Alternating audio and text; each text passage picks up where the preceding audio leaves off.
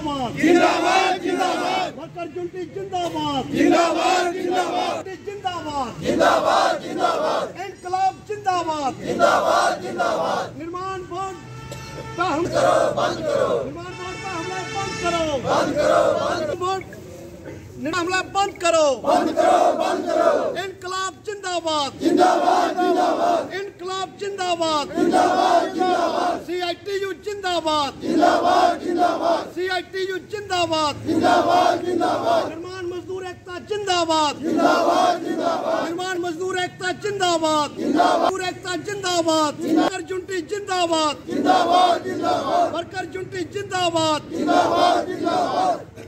प्रदर्शन किस उद्देश्य से हो रहा है, क्या वजह है?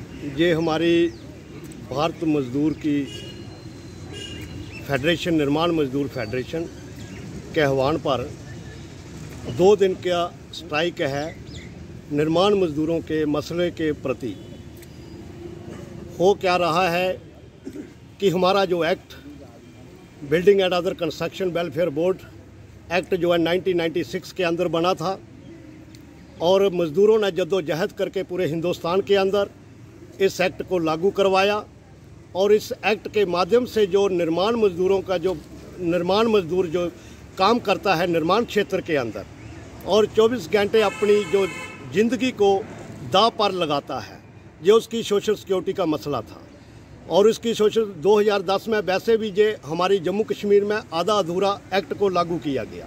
पूरी तरह जो एक्ट के अंदर प्रावधान है उसको बिल्कुल लागू नहीं किया गया। मज़दूरों की टूल किट का सवाल था, वो लागू नहीं किए गए।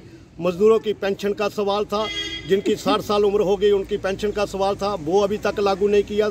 मज़दूरों का निर्माण मज़दूर जो हाउसलेस है, जिनके पास घर नहीं है, उसको कंपनसेशन देने का मसला था, वो भी उसके अंदर ये एक्ट में लागू नहीं किया गया।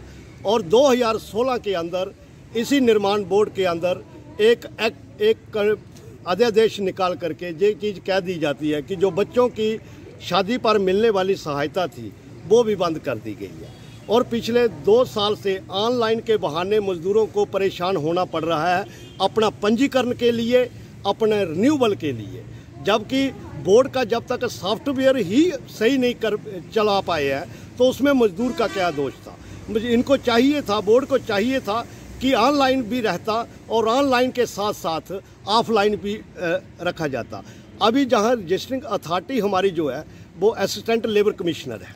असिस्टेंट लेबर कमिश्नर के हाथ रिन्यूअल की जो पावर है वो बोर्ड ने अपने हाथ में रखी है।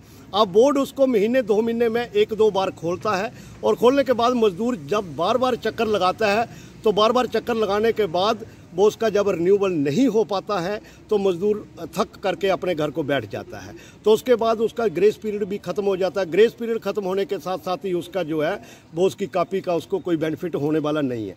अभी हालात ये आगे हैं, आज भी 70% मज़दूरों का रिन्यूअल जहाँ पर नहीं हो पाया। ये किसकी निगलिजेंसी है? ये बोर्ड की कमज़ोरी है। अभी इन्होंने हाल में अभी एक आर्डर निकाला है कमिश्नर सेक्रेटरी साहब ने, उन्होंने ये आर्डर निकाला है कि इसकी मज़दूर की वेरिफिकेशन के लिए एक कमेटी का निर्माण किया है और जिसमें डिप्टी कमिश्नर जी हमारे उसमें चेयरमैन होंगे, उसके इंचार्ज होंगे।